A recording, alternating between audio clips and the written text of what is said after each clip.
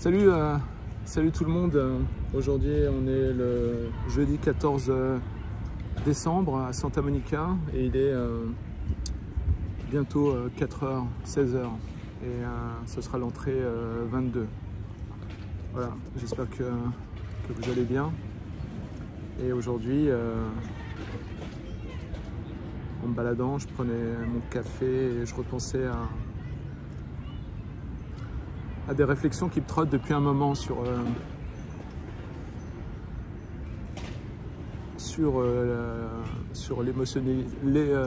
l'émotionnalité, la maturité émotionnelle.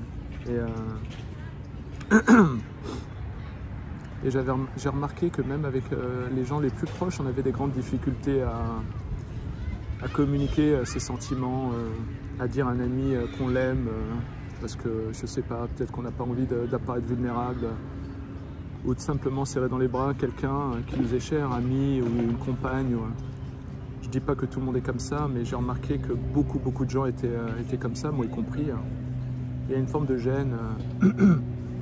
Et après je me suis dit, il y a peut-être une raison à ça, c'est peut-être tout simplement pas uniquement lié au monde que l'on a créé, où exprimer toute forme de vulnérabilité peut être pris comme un signe de faiblesse ou comme une tare. Et donc je me suis dit, ça se trouve en fait dans la nature humaine, il y a quelque chose d'évident en nous, mais qu'on refuse ou qu'on a du mal à cerner ou à admettre concrètement. C'est notamment ce rapport à l'amour, à la connexion à l'autre. C'est marrant parce que même plus la société devient moderne et plus lorsqu'on parle d'amour, tout de suite c'est connoté religion ou hippie ou bref, c'est la honte. Et je disais ça parce qu'en fait moi depuis que je suis tout petit, la seule chose que j'attendais c'était qu'on m'aime de manière inconditionnelle, parce que j'avais beaucoup de mal à m'accepter et j'ai passé toute mon enfance avec ce rêve secret que je n'ai jamais réussi à articuler, c'est que ma mère me serre dans ses bras. J'ai jamais pu lui demander, et puis c'est jamais venu naturellement de sa part. Quand je dis ça, c'est pas pour critiquer ou faire un jugement, c'est comme ça. Bon, et c'est vrai qu'après, le problème c'est que tu grandis avec ce manque. Et finalement, ce qui est fascinant, c'est que j'ai grandi avec ce manque de l'étreinte maternelle. Et je crois que je m'attendais à ce que cette étreinte puisse se faire naturellement sans que j'ai besoin de l'exprimer, de la demander. Et donc je sais que j'ai jamais osé, j'initie les étreintes, mais rarement j'ai eu, à part mes enfants, des étreintes qui ont été initiées vers moi, et à part mes amis les plus chers, notamment mon ami d'enfance et Isabelle. La dernière fois qu'ils sont venus, j'ai fait le plein d'étreintes et ça m'a fait un bien fou. Tu sais, quand tu as cette étreinte où il y a rien à négocier, il n'y a rien de transactionnel, c'est comme ça et c'est tout. Et je trouve ça triste que finalement, au quotidien, on s'embrasse comme ça pour dire bonjour, et en fait, mais on n'a jamais l'occasion d'exprimer le désir de cette étreinte, la seule et l'unique, celle qui est la plus importante. Celle où on est à nu et on a besoin de l'autre parce que pour tenir et pour endurer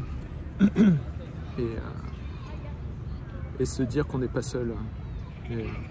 C'est marrant parce qu'à chaque fois je fais hyper attention à ce que je dis pour pas que ça devienne un slogan publicitaire à la con, mais j'ai remarqué que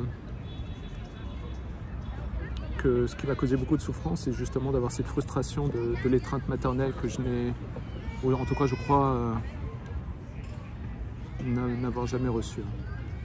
Et donc voilà, et donc j'ai appris avec le temps et à travers mes relations, notamment avec les femmes, que peut-être ce n'était pas ce qui était attendu, et j'ai petit à petit appris à accepter l'idée que mes déficiences en amour, celles que j'aurais voulu recevoir, peut-être que c'était pas là le problème c'est simplement moi qui dois offrir au monde ce que je désire au fond de moi. Et donc c'est à moi certainement d'aimer les autres, de les accepter du mieux que je puisse, et d'être un référent, une zone de stabilité émotionnelle, d'acceptation et d'altruisme. Et ça me fait marrer de parler comme ça, moi qui ai une enfance dans les sales banlieues. Je dis les salles, en fait, elles étaient comme elles pouvaient être. Et je me rappelle à l'époque où il fallait être une racaille, un peu insensible, un peu barbare, pour avoir du crédit. Et bon, moi j'ai fait du chemin depuis, j'ai jamais été comme ça, mais c'est marrant aujourd'hui, j'ai l'impression que quand je communique à travers ces vidéos, j'ai un petit côté, dans mon langage, j'ai l'impression de reconnaître une petite ambiance parisienne, Télérama. Et bon, bah, c'est comme ça, hein, et donc je me demande si en fait dans cette vie, si peut-être, si on n'est pas tous comme ça à chercher cette étreinte qu'on n'a jamais eue, hein. On a eu des étreintes, on a eu nos mères qui nous ont serrés dans les bras, qui nous ont embrassés certainement, mais je parle pas de ça, hein. Je parle de sentir à un moment donné que l'autre nous accepte et ne cherche pas à nous vendre quoi que ce soit, et il nous aime juste tout simplement. Et voilà, j'en ai fait du chemin, et j'ai passé énormément d'épreuves pour réussir aujourd'hui à être quelqu'un d'ultra solide émotionnellement, et de pouvoir être centré. Et en fait, je pense jouer mon rôle dans cette vie en tant qu'homme, d'être une sorte de montagne imperturbable face aux éléments, face aux égoïsmes et face aux influences de l'environnement. Et donc,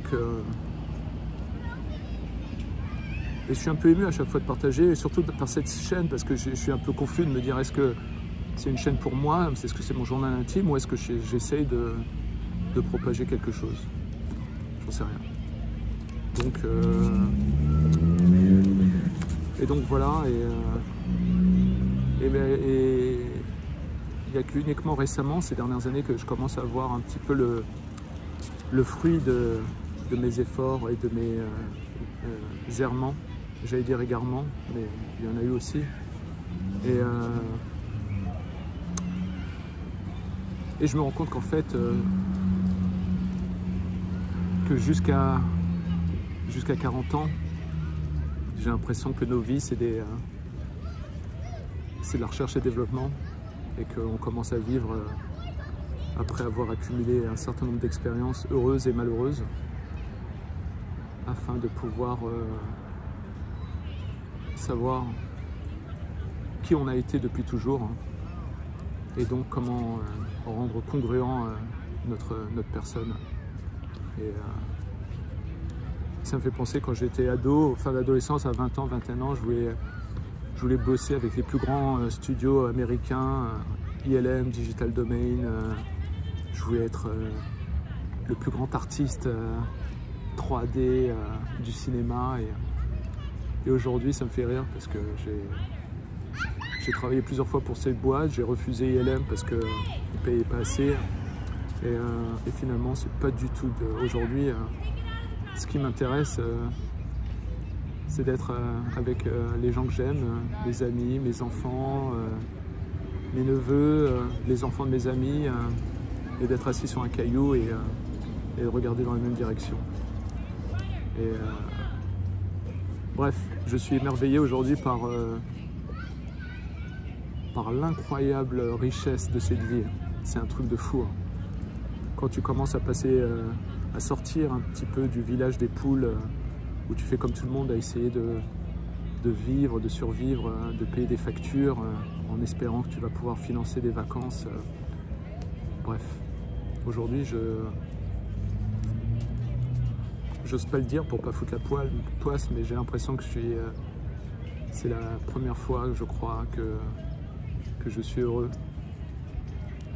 Et je dis ça pas pour qu'on ait de la pitié ou de la compassion, mais des fois tu as l'impression qu'une bonne partie se passe sans t'en rendre compte, et où en fait finalement tu fais des pieds et des mains pour éviter de te noyer, et t'appelles ça la vie.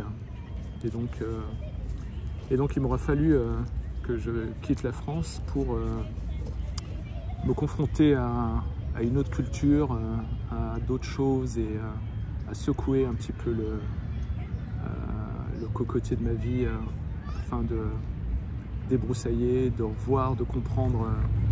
Voilà. Et moi qui ai passé le plus clair de mon temps à être dans l'analyse, et ben là j'embrasse qui je suis. Je n'ai plus besoin que quelqu'un d'autre à l'extérieur de moi puisse me valider. Après, je vous cache pas que ça fait plaisir toujours d'avoir des gens que j'aime autour de moi qui peuvent rire à mes conneries, et qui puissent apprécier qui je suis, simplement en tant qu'être humain. Mais ce n'est plus nécessaire pour mon existence et pour mon épanouissement. Et c'est pour ça que quand tu arrives à ce moment-là, il y a une forme de... C'est comme si j'avais des plus grandes capacités de gratitude. Et voilà. Et puis je réalise que j'en ai fait tellement de conneries, en essayant de faire le bien en plus. J'ai vraiment été drivé toute ma vie à vouloir faire le bien, de manière un peu immature. Et je me rends compte que durant le processus, j'ai fait aussi beaucoup de mal, parce que pour moi, je croyais que la vie, c'était uniquement d'être bon et bienveillant et gentil. Et c'était peut-être l'une des plus graves erreurs de ma vie. C'est d'avoir cru que si j'étais un mec sympa, j'allais avoir ce que je désirais en retour gratuitement, et que tout se passerait bien. Et en fait j'ai causé beaucoup de... j'ai donné beaucoup, et j'ai causé beaucoup de, je crois, de souffrance. Simplement, parfois juste lié à ma différence. Donc voilà, c'était petite vidéo aujourd'hui, tranquille. Le soleil est en train de se coucher là, on est en hiver à Santa Monica.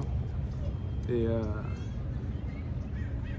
ouais, le soleil est couché, t'as l'impression, à 5 h de l'après-midi.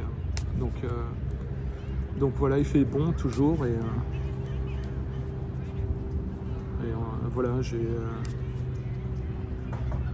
me sens bien, mais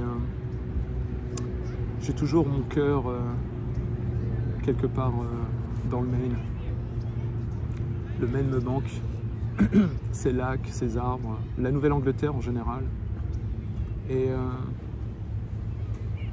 voilà, et j'ai un attachement qui se crée petit à petit avec les États-Unis, où finalement je commence à comprendre des choses que je ne pouvais même pas percevoir lorsque j'étais à Paris. Et je pense que